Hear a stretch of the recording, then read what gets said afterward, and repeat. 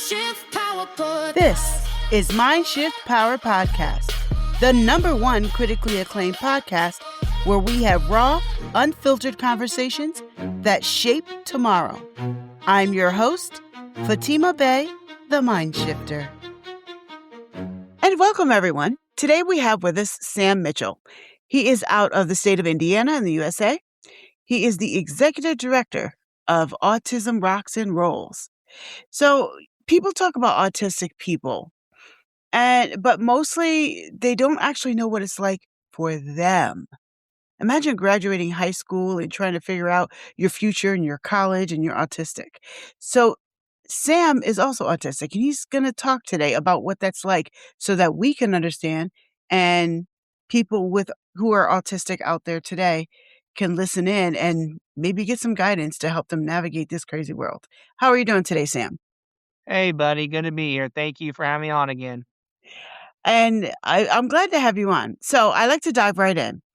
Tell us specifically what it is like to walk into a workplace or professional setting as someone who is autistic. Not the diagnosis, not the label. What does it actually feel like from the inside? Scary. Scary to walk into the workplace because sometimes you don't know what the job is like. While it's on paper, sometimes what's on paper is inaccurate and false. Okay. Inaccurate and false how? Inaccurate and false because the facts on the paper aren't straight. And sometimes when bosses see autism on the resume, it's an automatic disqualification. And that's not the way it should be. It's not the way it should be.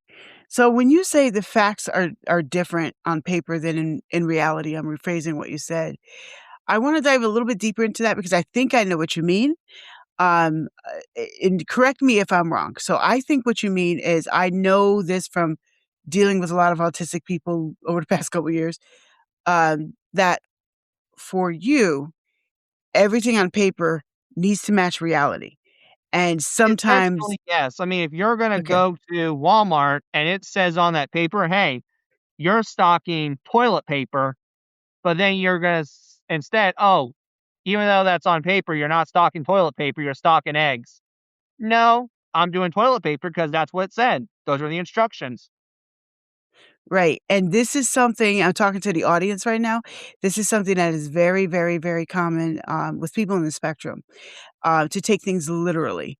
And if something is on the list, you better make sure it's accurate. I can see why that's a problem, but I can also see why that can be helpful in the workplace because you get everything to a T. So it's scary when you walk in because you're not sure if the job is going to match. What else is scary? Because I know that's not the only thing. Management, because you don't know if the people are gonna like you off the bat, and then I would also try again. And there's also this workforce social interaction that people abide by. When some people with autism are very free spirited and have a hard time socializing, they don't understand how to socialize in the workplace as well. Yeah, I know. It's can you explain that to the audience a little bit more of what you mean by not knowing how to socialize? Yeah, basically not knowing how to do a conversation the best way possible. And in the workplace, there's some stuff you can't say. Well, Right. I could easily see someone on the spectrum saying that because they're impulsive and they get fired the next day and they don't understand why. Do you think by the time someone is going into the workplace as a young adult that they've had some bad workplace experiences already? Oh, yeah, I'll be the first one to tell you I've already had a bad workplace. I don't want to say the company because I don't feel like getting sued by them, but I left that job and I found another one. Okay. Is getting fired from jobs common for people in the spectrum? Sometimes, yeah. The problem is, from what I've heard from other people, is it's not getting the job is the problem; it's keeping the job. Right. Yeah, that's pretty much what I mean. Um, so so fear of what the job is going to be like, if it's going to match what they say it is. Just to go a little bit off the center from that, as someone who's not in the spectrum, A lot of other people have that concern too, because sometimes people say one thing and they do another. Oh, but it's But or but, sometimes those on the spectrum won't go to that work because they're so afraid of it. I mean, I was mm, afraid of that when I was getting my new job, and I finally do have a job at a part-time shindig at Goodwill, but that's what was terrifying. I mean, I had literally meltdown for 3 weeks because it was so much stress, and one of those really? reasons I was stressed was I was afraid that wouldn't be accurate on what I was doing. So that fear kind of wow, for 3 weeks? So that fear, it just had a major emotional impact on you. Oh, yeah. I would probably say I hit rock bottom for 3 weeks. Is that common? It can be. I would say so. You're talking Okay, to a guy I who's didn't know. experienced it. Okay, well, I didn't know that, and I'm sure there's people who probably did know that, but I didn't know that, and this is why we're having this conversation. The insight is, I think, something that we could all learn from. So, let me ask you this: we both know, and I think a lot of people know, most workplaces are not built with you in mind. What are the specific things that make navigating work harder for someone on the spectrum that people who are not autistic wouldn't even think about or consider? I would say the way they work. I feel like with certain workplaces, there's a way you have to work, and if you're not fit for it, you're cut out. Okay, why are we not adapting to their style? Why is the workplace not adapting to you? Exactly. To a point. I mean, I get to a point you can't treat us like kings and queens. I get that. But why aren't you changing up the way we learn? Why do we have to follow that way versus the way we want to? All that should matter is we get the job done efficiently and effectively. And if I had to pick, sometimes they want quantity over quality. It needs to be the other way around. It should be quality over quantity. And what you just said is something that I've heard a lot actually from people on the spectrum who've talked to me about what it's like for them. And that is how your brain is wired. Quality over quantity every time, and it doesn't make sense otherwise. And you're right. At least in the US, a lot of workplaces are the opposite. Quality is not cared for at all. Quantity is the only thing that matters. That's not true in every workplace, but it's true in a lot. So I think that's let's take a little deeper dive into that. Why is quality more important than quantity to someone like you? Quality is more important than quantity because we care more. We care more about getting the job right than just throwing it all around. There are some people who have worked and will just throw stuff around, and then the bosses are like, okay. Why do you want that? Why do you want a C when you can get an A? Good point. And that is what I've constantly heard too. The logic for anyone on the spectrum that I talk to, they think like you. So I'm assuming that most do. Um, they think like you. The quality over quantity is a good way to put it. And where if things are out of order, they bother you more than they do the rest of us. Am I correct in saying it that way? Yeah, you are correct. So, what kind of jobs would be good for someone in the spectrum? Concrete direction to the point. Sometimes very basic, sometimes very advanced. A lot of online jobs too, because we don't have to socialize. Mm. What about I mean, jobs for that have example, at Goodwill, I'm purging and I have to sort the colors, and it's different each week. But all I can do is look at it and say, hey, okay, you know what? You're going to purge green and black. Okay, that means I got to go take the board games off the section, and it's green and black. I don't have to do anything else. so things that are repetitive are good, Yes, essentially. but with absolute clear direction and no opportunity for variations.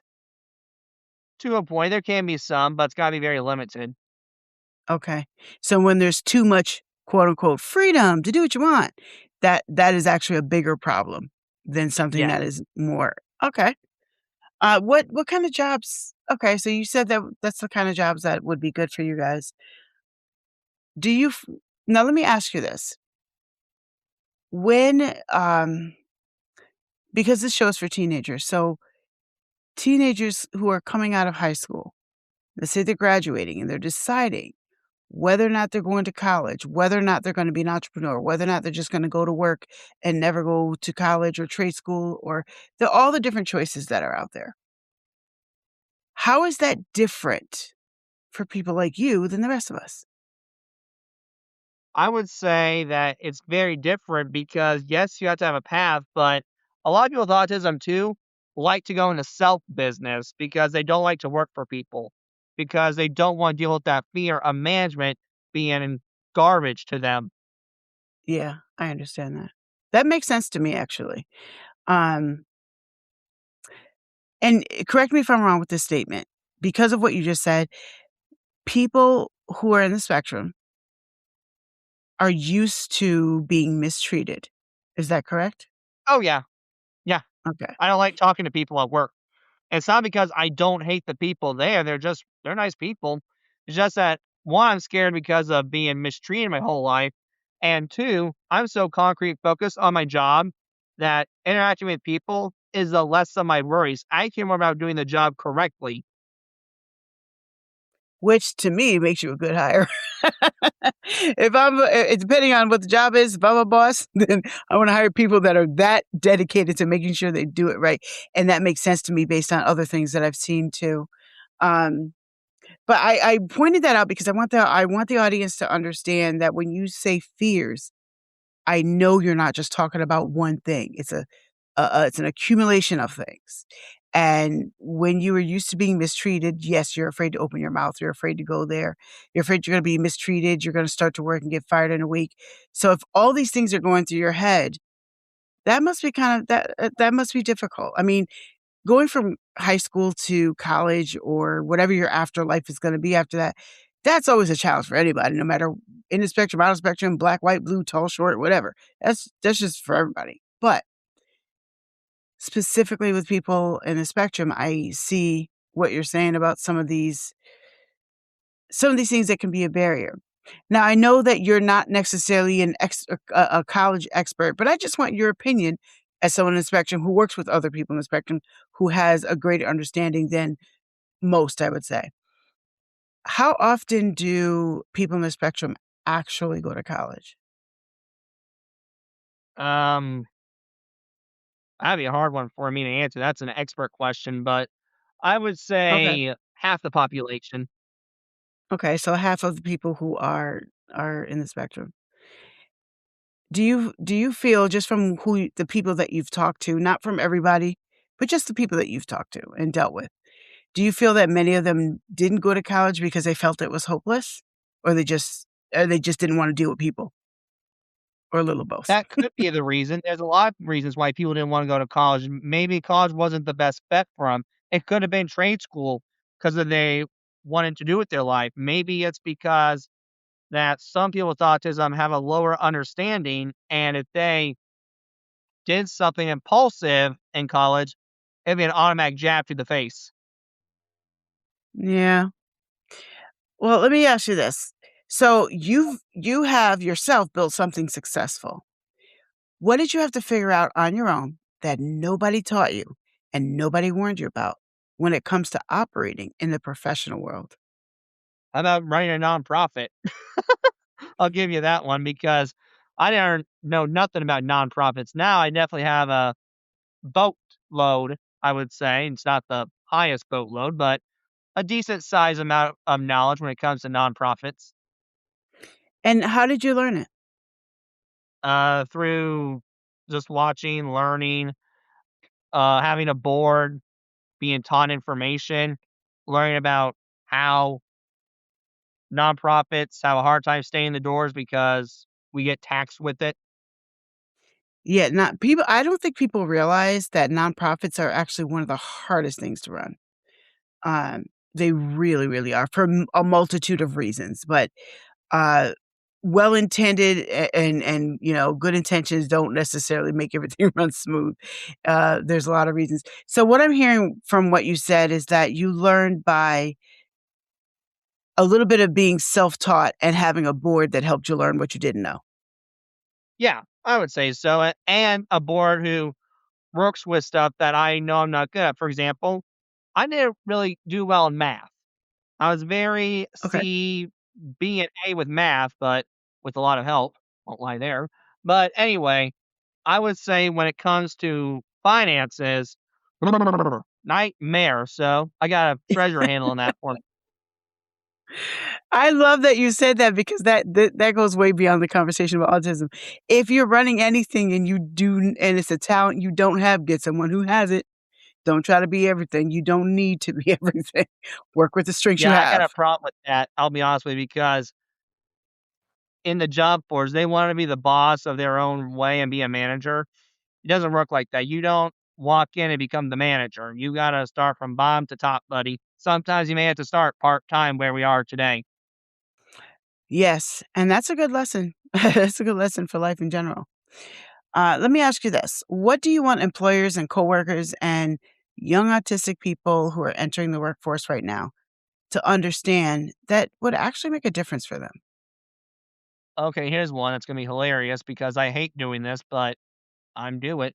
You have to bend because a great example with my part-time job, I wanted the morning shift so bad because I'm a person who got up early, who rather get the job done quick than go do whatever. The early bird gets the worm, as they say. That didn't work out. So I had to do the second thing they offer, which is afternoons and evenings. Do I love it? No, but is it decent? Yes. And I know sometimes those with autism want a certain schedule. They may not get that. That's very good advice, actually, Sam, because that is something that is very common for autistic people to have this great aversion to change. Like, it's like the Right. devil However, himself. at the same time, I think there's a fair compromise where you say, if you're not going to get this shift, then you can leave. Like, for example, I think I told my mother, I'll do mornings and afternoons, but I'm not so sure about evenings. But after the little persuasion, my mom finally convinced me. But I also know myself well that could have been the other way. I could have said, I'm not doing evenings. I would have had to find another job clearly, but that may be the consequence. Is if you're going to set a boundary, I get it, but you may have to face the consequence. But I And want to be right, so nit and job. But I do agree with saying some boundaries. okay. So be willing to bend. And I know that's one of the hardest things, but I also know it's possible. Um, it is possible, but they have to be determined that they're willing to make that possible. Like you said, you were like, no, no evenings. Then you're like, okay, well, let me be a little bit flexible. And that probably was a lot for you, but you did it. Oh yeah, I That had to means that make a it can be schedule. I done. had like this whole elaborate schedule where if I got evenings, this is what I was doing. Oh, okay. So it came with a little bit of compromise. Yeah, the compromise is I'll do evenings, but we're gonna follow this exact schedule. What advice do you have for the youth of the world today? Well, have you ever seen the movie Kung Fu Panda 2? Now, there's a reason why I'm asking this. I promise it will make sense in the end. I have not. Okay, good. That's good. Now if you have seen it, great. You know what I'm talking about. If you haven't, spoiler alert, you might want to turn this off now. But anyway, in the movie, learned where he came from his after his he learned where he came from. And he learned his parents got killed. And I think someone who was on the bad side turned good, helped Poe out.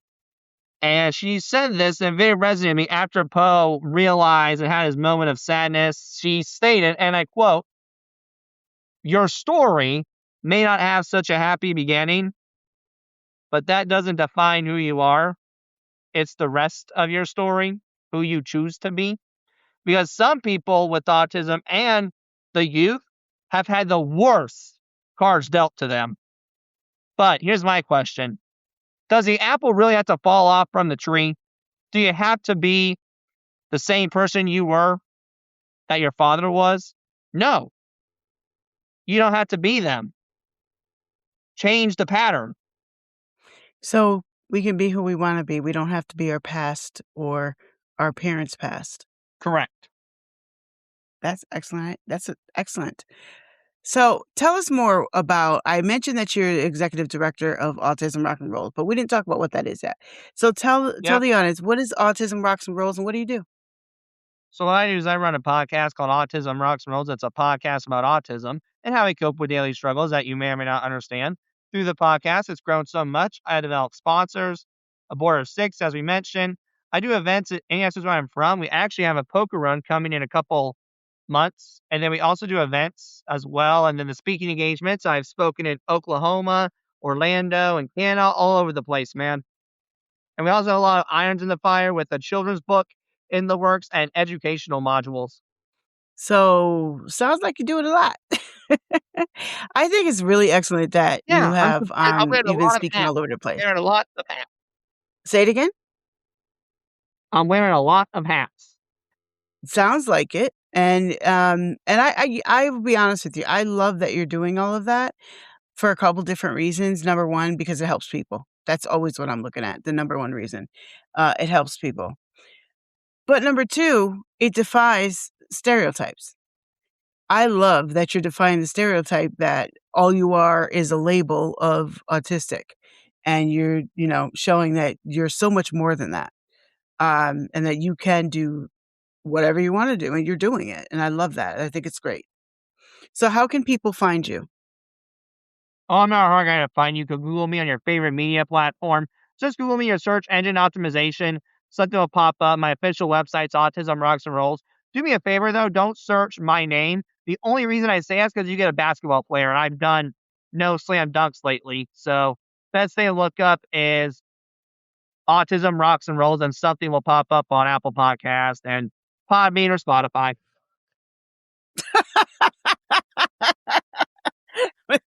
No, I'm pretty sure that whoever the basketball player is doesn't look like your picture on the front cover.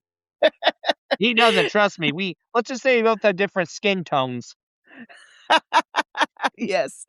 Well, Sam, it's been really great having you on and thank you for helping us to understand and giving us some insight.